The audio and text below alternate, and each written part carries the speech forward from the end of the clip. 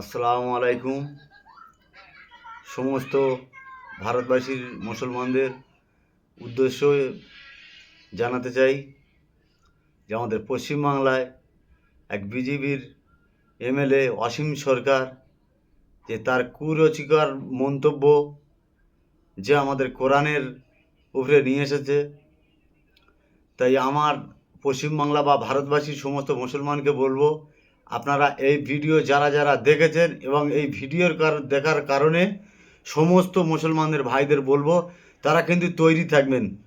অসীম সরকারকে ভারতবর্ষের যে কোনো কানায় আনাচে কানাচে তাকে যেখানে দেখা পাবে তাকে সেখানে দাঁড় করিয়ে তাকে প্রমাণ করাতে হবে যে কোরআন যে 27 জন মিলে যে কোরআনটাকে যে তৈরি করেছে, তারপরে বদরের যুদ্ধে বলছে যে কোরআনটাকে পুড়িয়ে ফেলা হয়েছে।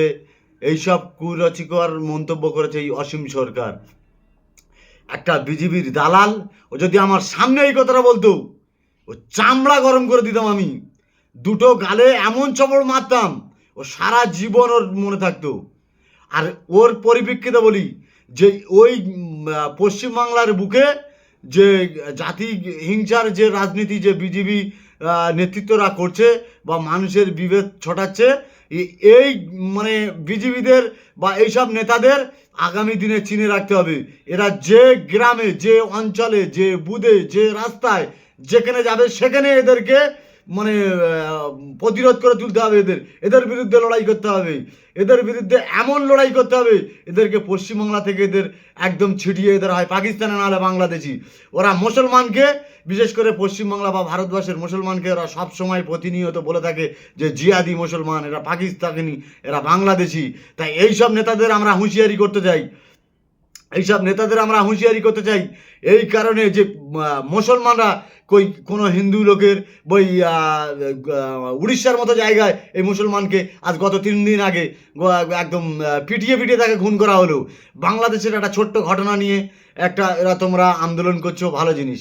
তোমরা ব্যক্তি আক্রমণ করছো মুসলমানদের উপরে, তার পরিপ্রেক্ষিতে কোরআনের উপরে যে আঘাতটা এনে দিয়েছে।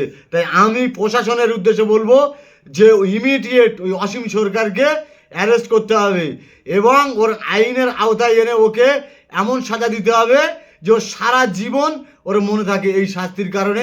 বা ওই যত রকমের নেতা আছে বা যত ধরনের মানে যে জাতির মানুষ হোক, কোনো মানুষকে ব্যক্তি আক্রমণ করা, কারো ধর্মকে আঘাত করা, এইসব মানুষকে একদম আইনের আওতায় এনে এবার উপযুক্তভাবে এদের শাস্তি দিতে হবে।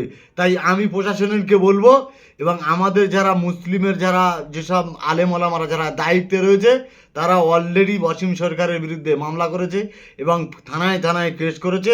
এবং আমরা এই যে মিডিয়ার মাধ্যমে বা আমরা এই যে সোশ্যাল মিডিয়া, ইউটিউবের মাধ্যমে, ফেসবুকের মাধ্যমে সমস্ত মুসলমান ভাইদেরকে বলবো, আপনারা এখন থেকে বা এই ভিডিও আজকের থেকে দেখার পরে একদম সচেতন থাকবেন। এইসব নেতাদের যেখানে পাবেন সেখানে দাঁড়িয়ে এদেরকেও উপযুক্ত শাস্তি বা জবাব দিতে হবে। এই বলে আমার বক্তব্য আমি এখানে শেষ করছি। আসসালামু আলাইকুম, খোদা হাফেজ।